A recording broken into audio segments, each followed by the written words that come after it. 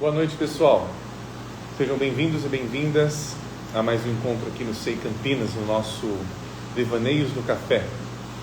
Este programa que já está aí há mais de 100, já temos mais de 100 encontros aí de Devaneios no Café, realizado aqui no Espaço Marco do Vale, na rua Doutor Quirino 856. Nós estamos ao vivo no centro de Campinas, na cidade de Campinas, São Paulo, e também ao vivo, tanto no Instagram do Freud Estupefato, quanto no YouTube do SEI Campinas. Os canais que nós temos aí ao vivo, fora depois o Spotify e o YouTube do Freud Estupefato, onde as lives vão depois sendo gravadas e colocadas aí nos streamings. Deixa eu só arrumar aqui um pouquinho na câmera. Aí, ela estava meio torta, agora ficou bom. E para quem já conhece o nosso programa, a gente está há um tempo aqui conversando, nós vamos trazendo temáticas diversas aqui para as nossas conversas, para os nossos diálogos, buscando trazer delas ali qual é a psicologia que elas nos traz, o que tem de psicológico dentro delas, que dá base delas. E dentro é diferente de atrás delas. Quando a gente coloca que algo está dentro, algo quando está dentro, ela me dá uma base, ela me dá um sentido, ela tem um funcionamento e que não é visível, acontece de uma forma invisível. Quando algo está atrás, tem até mesmo um aspecto persecutório acontecendo ali, se a gente puder colocar. Então, eu preciso investigar, no sentido de ser um detetive, eu preciso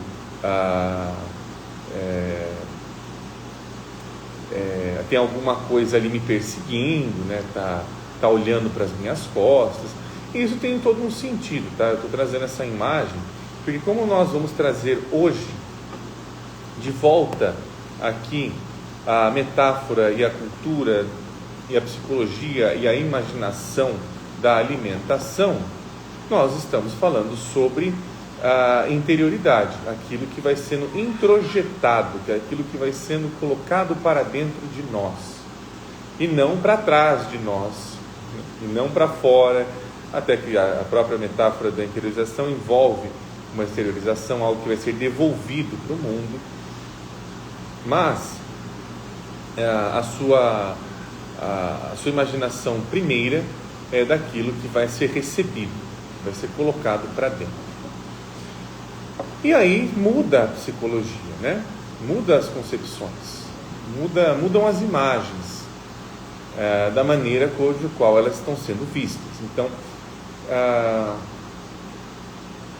um exemplo, o sentido que o próprio Freud traz de conteúdo manifesto e conteúdo latente, imagina que algo está na frente e outro está atrás. Então, latente é aquilo que está sendo escondido, que é diferente daquilo que está dentro. O Jung mesmo tem as suas críticas e as suas colocações outras em relação a essas próprias metáforas do Freud, principalmente em relação a imagens de sonhos e por aí vai. Então, nós estamos indo em direção a imagens de interioridade. O que há desse interior? E claro, é uma imagem que também tem a sua concepção orgânica, de órgãos, órgãos internos, nesse sentido agora existe um funcionamento interno e que ele reverbera e que ele também ele processa, A gente pode pegar também na metáfora da alimentação como um processo. Na semana passada a gente começou a nossa live e não conseguiu terminar, até mesmo porque teve uma interrupção na conexão da live, mas tiveram muitas perguntas, muitas colocações, tiveram várias pessoas novas, inclusive aqui participando na live da semana passada. Infelizmente eu não consegui ler todas os comentários, as dúvidas que foram surgindo, porque travou, deu um bug no Instagram aqui, na conexão com o Instagram, e aí não deu mais para voltar, e aí já estava no final da live, não fazia mais sentido perder a live toda, e aí eu fiz o anúncio no Story, dizendo que nós iríamos continuar este tema. E na semana passada, então, para quem foi participando, viu que nós estávamos falando de que a alimentação é também o fruto de uma cultura. E da forma como esta cultura ela acontece, isso vai refletir na alimentação também. Na comida, no ato de ir em busca de se, não só nutrir, tá? Não é só uma nutrição nesse sentido, mas ali num saborear, pronto, ótimo. Ali existe uma maneira de saborear, e existe até um ritual em relação a isso. Até hoje vou conseguir trazer alguns trechos do livro, que na semana passada eu somente apresentei ele. Mas nesse livro que eu trouxe, né, que é o Banquete de Psique, do Gustavo Barcelos, tem uma colocação interessante, por exemplo, na palavra restaurante, né, que vem a questão do restaurar. O que então, o que dá nome, que dá origem à palavra restaurante, é também o que dá origem à palavra restauração. Algo está sendo restaurado. É bem interessante isso, porque ali nós podemos entender que ao irmos no restaurante, estamos restaurando alguma coisa em nós. O que é? Então, este ato é um ato psicológico. Não é mais apenas um ato banal de ir lá por status e afins, como eu estava trazendo na live passada. Pois se torna apenas isso, a própria concepção de alma que se tem ao ir ao lugar vai sendo perdida. E o que nós estamos buscando aqui é esta imaginação das coisas. Até o nome do Devaneios é sobre isso. Nós estamos aqui cultuando a imaginação, pedindo permissão para que ela se apresente por conta própria e nos traga os seus conteúdos para cá, nos alimentemos desses conteúdos e nos saboreemos esses conteúdos também, que a gente possa saboreá-los, não só se alimentar, mas saborear. E bom, não sei como será a dinâmica hoje, mas eu trouxe esse tema novamente para cá, principalmente por conta da discussão que isso foi trazendo na semana passada. Foi uma discussão muito gostosa, foi uma discussão bastante palatável, bastante saborosa. Então, como isso aconteceu na semana passada, eu imaginei que a gente poderia continuar no tema. Eu estou aqui só vendo aonde eu vou começar o tema, tá? Deixa eu ver aqui.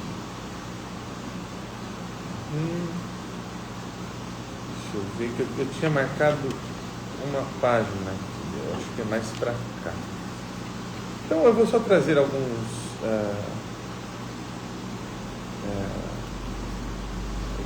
grifos que eu tenho do livro e a gente vai conversando junto com eles. Deixa eu só ver aonde eu tinha parado. Colocado aqui. Tá. Aqui, tá. Já achei um ponto que eu precisava. Só que tinha mais coisas aqui. Aqui, ó. Mas esse aqui eu acho que eu não vou trazer agora, mas tudo bem. Bom, já me encontrei aqui no livro, mas este aqui é um livro que ele é muito bem cozinhado, tá? Tanto é que os capítulos deste livro aqui, eles são colocados como a mesa, prato principal, sobremesa. Quer ver? Ó? Tem ali alguns pontos. Ele começa com a entrada, depois a mesa, depois deixa eu ver aqui se eu acho aqui, ó, temperos, sobremesa. Cadê o prato principal? Deixa eu ver se eu encontro. Está por aqui, ou está na mesa também, ou está tudo na mesa já. A entradinha e o prato principal, tá tudo na mesa. Eu acho que já está tudo na mesa aqui mesmo. Deixa eu ver. Está tudo na mesa. A sobremesa fica lá para o final. Muito bem construído. O que tem mais aqui no final? Tem um caderno de receitas aqui também. Bem interessante. Então tá. Aqui este é o livro, tá? Vou apresentá-lo para vocês. Já apresentei na semana passada. Eu reapresento ele aqui. É o Banquete de Psique. Então, aqui, como todo pensador arquetípico, né? Por exemplo, eu vou dar um exemplo do Hillman. O Hillman, quando ele fala de alquimia, tem um dos capítulos no livro dele de Psicologia Alquímica, onde ele vai falar sobre sal. Ele é bem específico. Ele fala: ó, galera, eu não estou falando do sal de cozinha, tá? Eu não estou falando sobre isso, mas talvez este sal inspire a gente a ver qual é a alma, qual é a psique que o sal nos traz. Então a gente está vendo como esta psique traz o seu sal. Então a gente está vendo imagens aqui. Estas imagens, elas são colaborativas, elas nos são generosas ao serem trazidas e dizerem: olha, eu não sou apenas isso, eu facilito com que você veja a vida também desta forma, como o sal facilita, como o ouro facilita, como o céu facilita. Então as imagens nos facilitam para ver coisas invisíveis, vamos colocar assim. E claro que a gente não está apenas falando de imagens como produtos oculares, estamos falando de produtos da fantasia. A gente está tentando fechar mais os olhos para devanear melhor. E, como uma boa comida, também nós podemos degustar melhor se nós conseguirmos apreciar e fechar os olhos. Então, aqui o sentido é aguçar outros sentidos. Como na semana passada eu falei mais da comida, uma crítica no campo da cultura, hoje nós vamos tentar falar um pouquinho desta alimentação, mas de um modo psíquico. Só vou aqui achar que eu perdi de novo a minha página aqui, peraí. Porque tem algumas coisas que eu não quero deixar para trás. Essa parte aqui, eu quero achar uma. Vou deixar a tela marcadinha aqui, peraí. Enquanto isso, tá, pessoal? Se vocês quiserem ir falando aí, fiquem à vontade. Deixa eu ver se está aqui.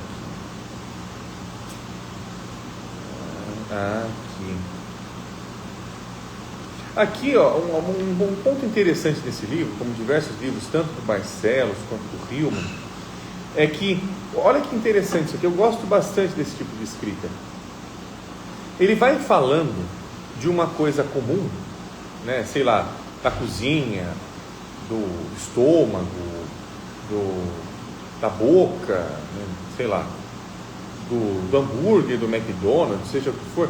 Mas quando ele começa a falar, e ele vai narrando, e apresentando e adjetivando estas... aqui, está caindo o microfone. Quando ele vai apresentando e adjetivando esses fenômenos, né, essas características aqui, ele vai saindo do lugar comum e vai entrando no lugar psíquico. Eu queria trazer isso para vocês. Então estou só aqui vendo algumas imaginações. Aqui, ó. Já achei algumas coisas, tem uma que eu não queria perder. Eu vou achar ela em algum lugar. Ela está por aqui. Achei. Página 33. Não deixa eu me esquecer essa página. Deixa eu só fazer uma pequena marcação aqui. Pronto, página 33. Achei que eu queria. Então vamos começar, vamos abrir a mesa. Vamos começar a nossa entrada. A gente não vai chegar na sobremesa, tá? Mas que pelo menos a refeição que for servida aqui seja bem degustada. Aqui eu estou na página, tá, de referência. As páginas 23.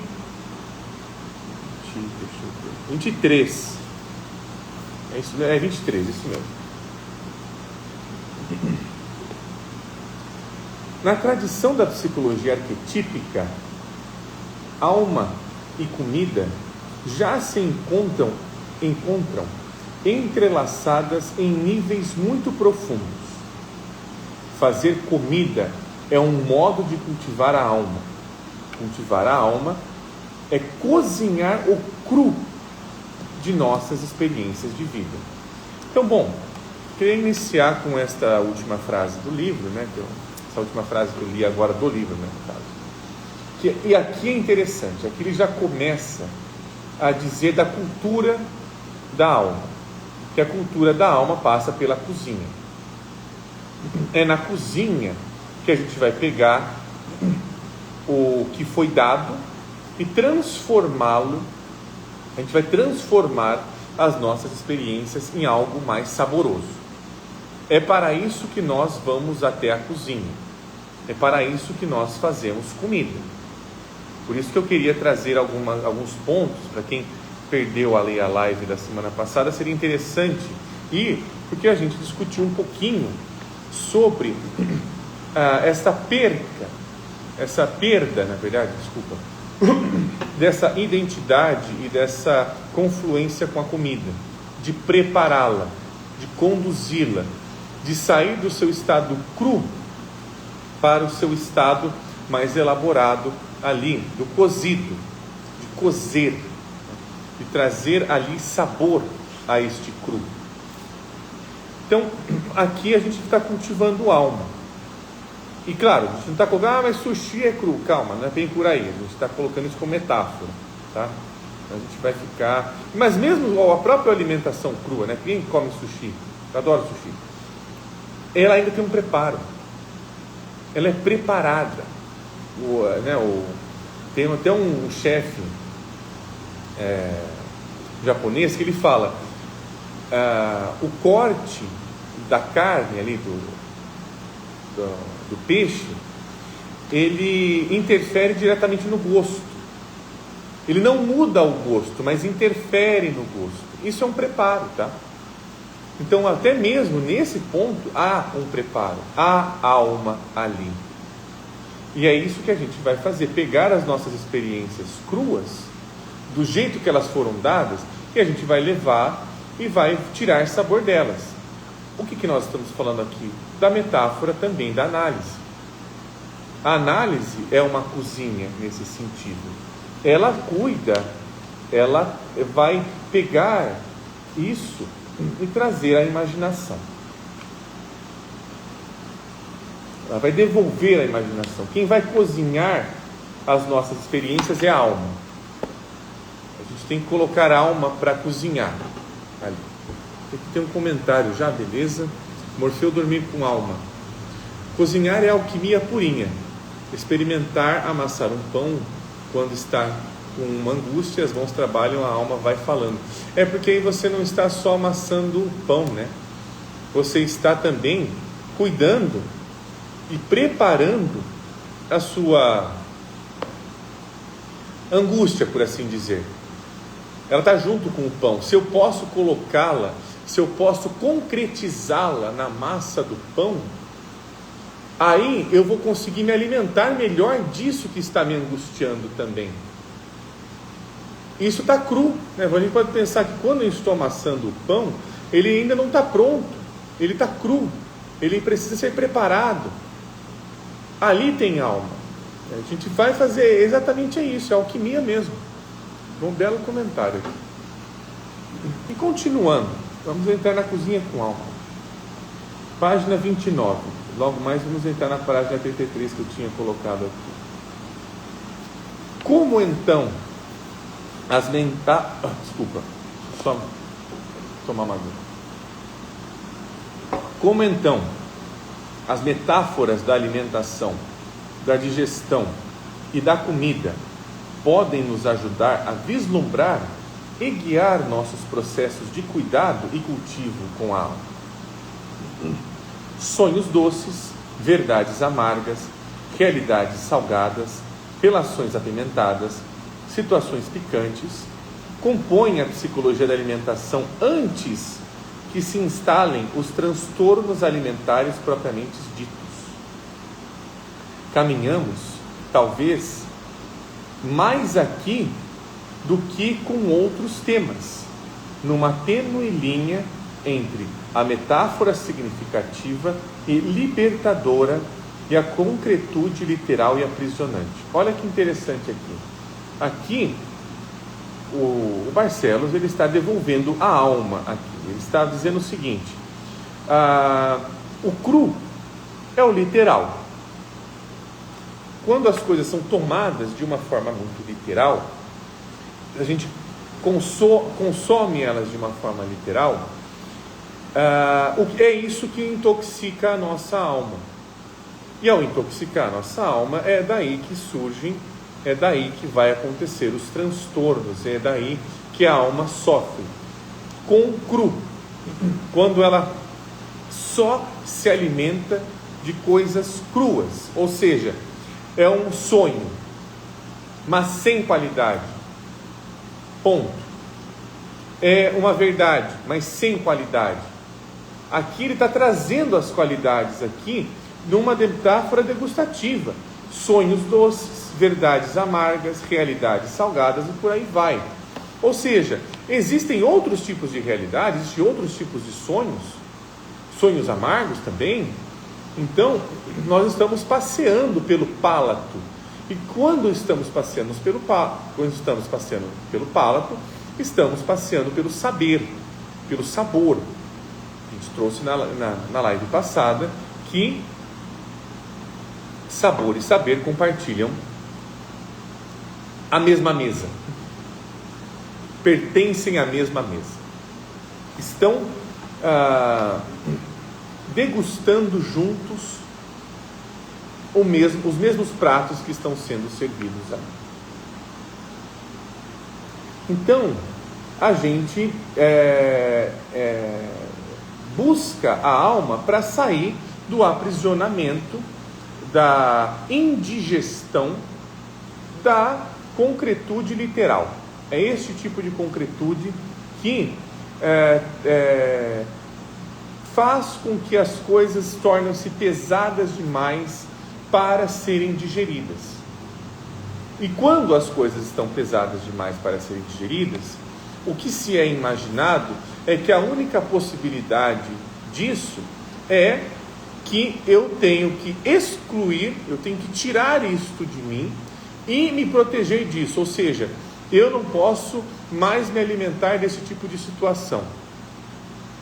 Começamos a entender ali que, na perspectiva de alma, estamos sendo intolerantes. A gente pode começar agora a pensar o que as intolerâncias alimentares estão falando sobre mim. O que elas estão falando sobre mim, sobre o que eu não sei, tá? Não sobre o que eu sei, não sobre, essa intolerância então está dizendo que eu sou uma pessoa muito rude, que eu sou... Aí eu já estou me defendendo. Aí eu já estou me desinteressando por algo que acontece comigo involuntariamente, me afeta as minhas relações, inclusive com a comida, não está mais me permitindo me alimentar de qualquer coisa. Mas qual é a alma da coisa? Para se achar, eu preciso entrar nesta coisa, eu preciso qualificá-la. Que gosto isso tem? Puxa, tem um gosto proibido. Mas no final, a coisa não sai como esperado. Olha só, a gente não está mais falando sobre intolerância à lactose, por exemplo. Vai para outro lugar. Então quer dizer que então se eu descobrir que é assim que funciona, acaba a minha intolerância com a lactose? Não. Não é assim que funciona também. Pode ser que melhore alguma coisa, não sei. Mas, de novo, aí outro ponto em que a psicologia arquetípica, ela se baseia, tá? Que a imaginação não está preocupada em resolver as coisas da vida. Ela não serve à vida. Ela não está fazendo um banquete para a vida saborear e ela só é a garçonete. Pelo contrário, é ela que prepara e ela que experimenta. A alma está dentro de todo o processo e ela que vai permitir com que a gente tenha um determinado tipo de sabor. Ela que vai temperar as relações, ela que qualifica as relações.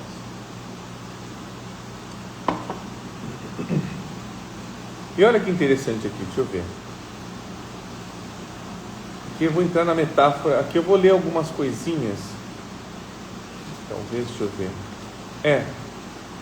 Aqui eu estou no capítulo 1 ainda, né? Como é que chama esse capítulo aqui? Imaginação da oralidade. Ótimo. Aqui eu estou entrando na boca, tá? Depois ali a gente, esse livro vai passar por todo o trato digestivo. Ele tem essa metáfora que ele vai sendo conduzido aqui. Ele vai conduzindo o que nós estamos nos alimentando. Ele está dizendo aqui, então, para a gente precisar deixar um pouquinho a nossa posição literal de lado, se a gente quer se alimentar de alma. Se a gente pode ser alimentado pela alma também. E aí, entra outro lugar aqui, ó, na página 31, e aí eu vou seguindo um pouco a leitura. Se tiverem algum comentário aí, fiquem à vontade, eu vou ler depois da minha leitura aqui. Bem no finalzinho da página 31 aqui, ó. A comida, isso aqui é uma citação direta do James Hillman, tá? A comida é tão fundamental, mais até que a sexualidade, a agressão ou o aprendizado, que é impressionante perceber o descaso com comida e o comer na psicologia profunda. Na psicologia profunda, ele coloca aí as psicologias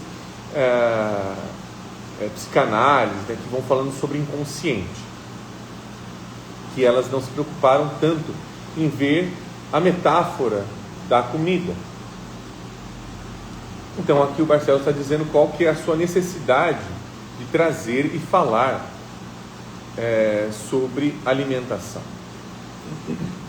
Aí ele continua aqui, ó. O sexo adianta também câmara cascudo. Pode ser adiado, transferido, sublimado em outras atividades absorventes e compensadoras. O estômago não. É dominador, imperioso, inadiável. E lembra que a necessidade de alimentar-se vem cronologicamente, de cronos, antes da própria aquisição da linguagem. Fagus antes de fonos. Ou seja, a nossa boca, antes de se comunicar, ela primeiramente é utilizada para se alimentar. Esta é a imaginação da oralidade que ele está trazendo. A boca, antes de trazer algum conteúdo, ela é o que precisa ser primeiro alimentada. Aqui então ele está trazendo uma coisa bem interessante. O estômago é um imperador, é um imperativo. Quando as coisas passam a ter fome, não estamos apenas mais falando de um desejo sexual. Olha que interessante aqui. Quando ali há uma fome, até mesmo sexual, há um estômago também acontecendo ali, dominador, imperioso. Eu preciso me alimentar disso, custe o que custar. Olha que interessante a imaginação da fome, porque ali a gente também entra neste tipo de fome na imaginação da devoração. Aquilo que devora é imperioso, é inadiável. Isso tem que ser comido, isso tem que ser devorado. Isso também dá uma noção de destino. Isso precisa do seu destino. E o destino das coisas, por esse sentido, é que elas precisam ir para dentro. Elas precisam ganhar interioridade. Sem interioridade, nada interessante acontece. Então é aqui que a gente está entrando. E aí ele continua, que vamos entrar na imaginação da oralidade, que é diferente, né? Ele vai fazendo essas diferenças em relação à imaginação da sexualidade.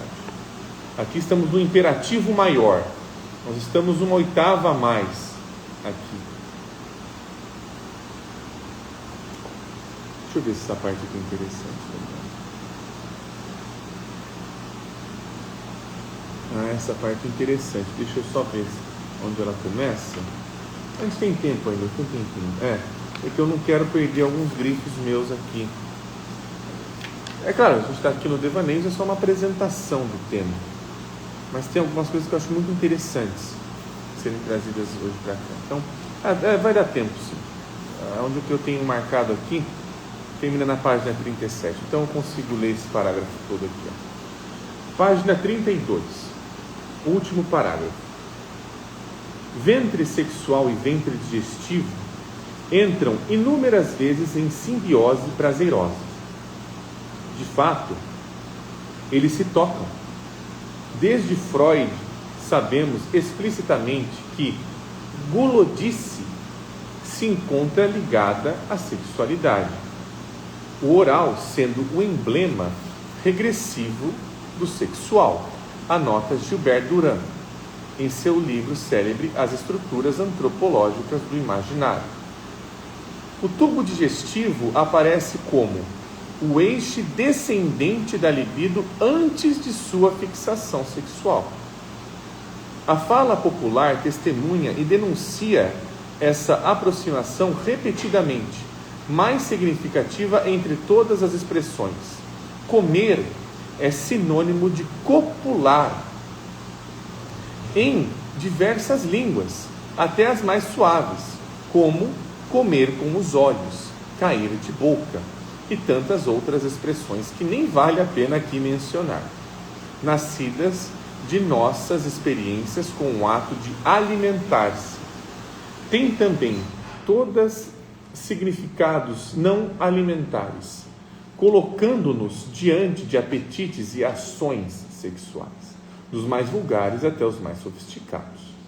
De qualquer forma, a imaginação da oralidade parece ter sido sempre ainda mais fértil do que a imaginação da genitalidade. A maior realidade corresponde, em primeiro lugar, ao que se come. Bem mais que a cama, a mesa originou, por exemplo, diversas ocupações profissionais e continua produzindo. O cozinheiro comum, o chefe que cria e comanda a cozinha, o engenheiro de alimentos, o food designer, o nutricionista, o maceiro, o patissier, o restaurante, o maitre, o saucier, o barista, o mixologista, o garçom, o copeiro e todas as outras ocupações periféricas que se... pulei uma palavra aqui. Que se destinam direta ou indiretamente à mesa, como os açougueiros, os verdureiros, os fritureiros, os granjeiros, os peixeiros, os quitandeiros, os queijeiros, os herbalistas. A própria comida foi imaginada não apenas com as fantasias da nutrição, mas também como remédio, como droga, veneno, panaceia, diversão e arte. Saúde e doença, vida e morte, estiveram sempre intimamente ligadas a ela. Tabus, proscrições e prescrições, dietas e regimes, tudo isso vigia constantemente a mais insidiosa, diuturna e permanente das tentações. Então aqui ele vai trazendo que a comida, o comer, o alimentar-se, é o desejo mais primervo, é mais iniciático que até mesmo os desejos sexuais. Ele correlaciona-os, inclusive. Mas, se nós formos pegar até em Freud entende que a oralidade é antecessora a todos os outros tipos de prazeres, inclusive ao prazer da genital, que ele vai entender que é o último a ser conquistado. É o último estágio a ser conquistado ali. E o que tem de psicológico nisso? Então, é como se ele estivesse dizendo o seguinte: primeiro nós precisamos nos alimentar de diversas coisas, com gostos estranhos, amargos, diferentes e por aí vai. Ao nos alimentarmos disso, nós começamos a também colocar este alimento cru na nossa cozinha chamada alma, e em algum momento ela vai pegar fogo. E quando ela começa a pegar fogo, é que estas coisas que antes foram colocadas na cozinha, agora tem um espaço para poder ser preparadas.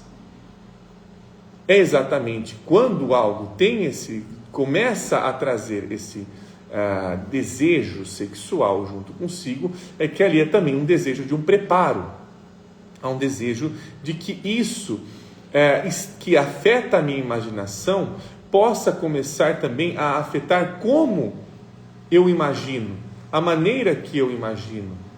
Que eu não fique apenas refém do que eu sou só alimentado. Eu vou ganhando autonomia. Então a gente vai começar a entender que quando a coisa vai para essa fase genital, ela está começando a ter uma autonomia. Aí eu estou sendo responsável porque eu sei que eu estou desejando agora. Eu não sou só me alimentando do mundo das coisas. Eu não estou só engolindo o que você está dizendo. Pura e simplesmente. É muito interessante isso que o Barcelos está trazendo aqui. Tem mais algumas coisinhas aqui pequenas que eu quero ler, mas temos um comentário aqui antes que eu quero trazer.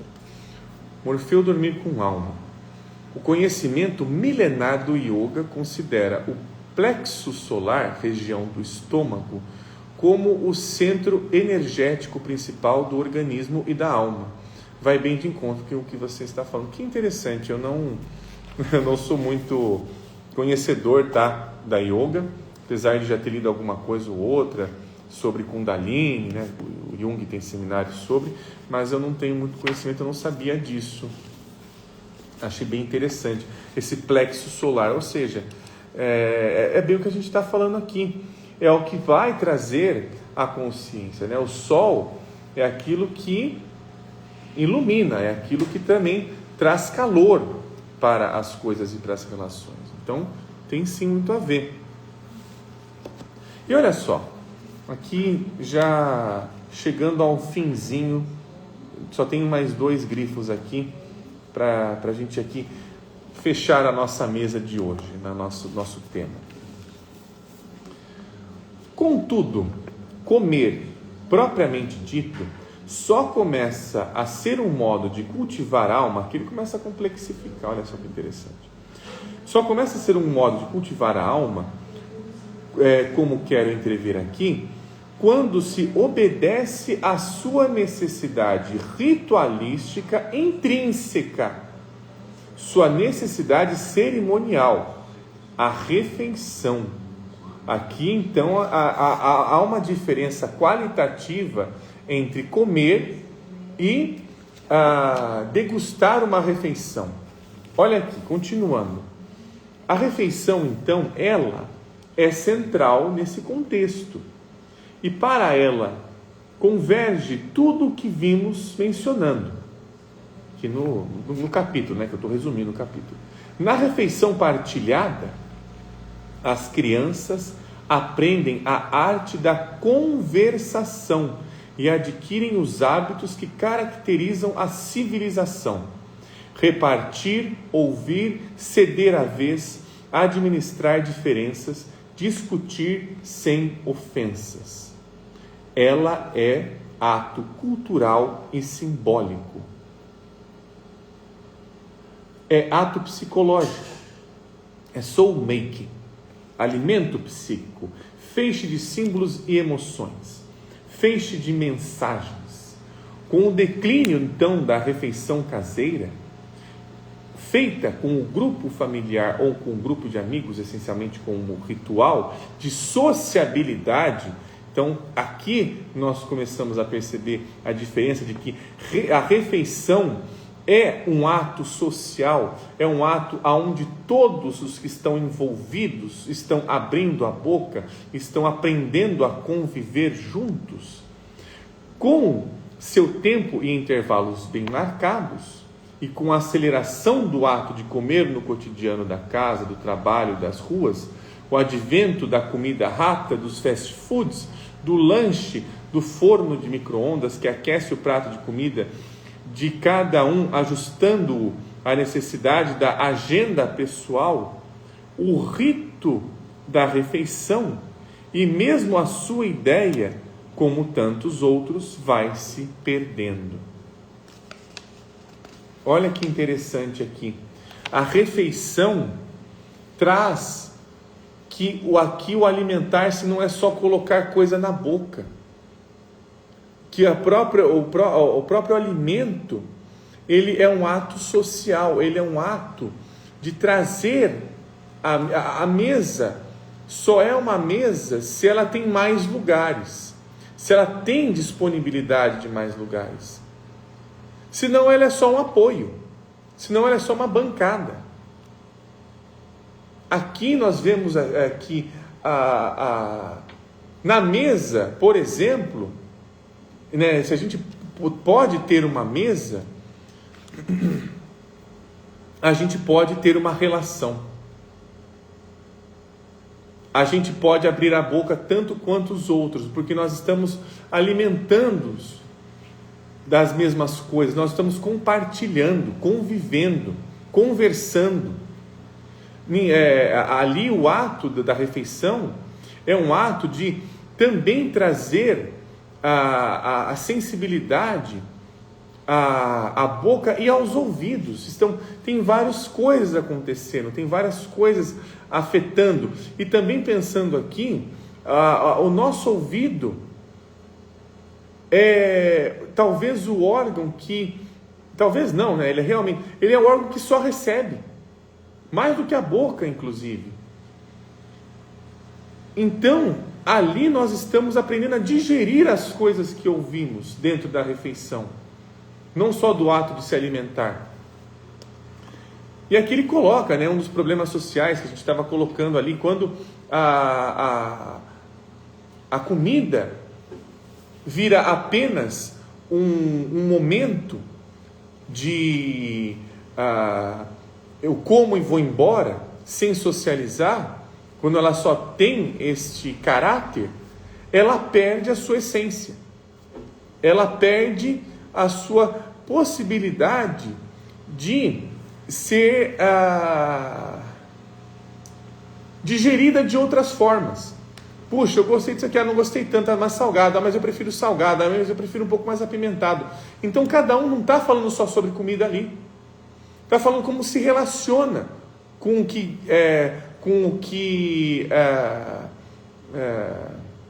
se alimenta. Eu gosto de coisas mais apimentadas, preciso disso. Então uma vida que não tem relações picantes, para mim é uma vida sem sabor.